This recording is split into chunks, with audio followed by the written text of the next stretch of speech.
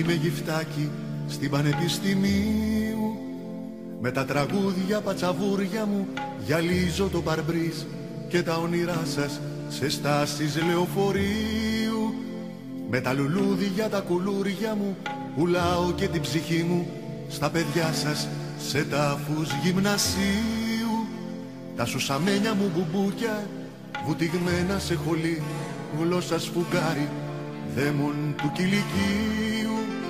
Στο μαύρο πίνακα καρφώνω τους πασίκλες μαθητές και τα τσιράκια του άρχοντα ηλιθίου. Τους κοπαδίτες, τους μουγκούς, τους σιωπηλούς πλειοψηφούντες, δουλειές με φούντες. Μπαίνω με τα τσαρούχια στο σαλονάκι της Ευρώπης, μια ζωή πρεταπορτέ με περιμένει.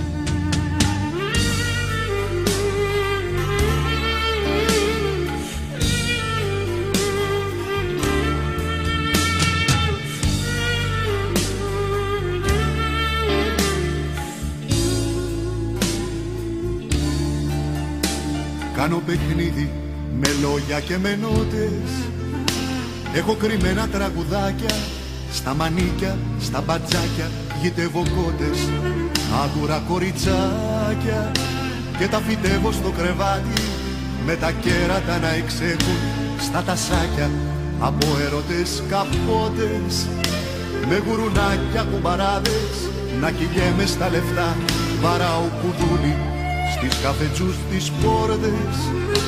Η σκονισμένη νεολαία, σαβανωμένη συνολάκια, κάνει νάστια σε δίσκο καρμανιόλες.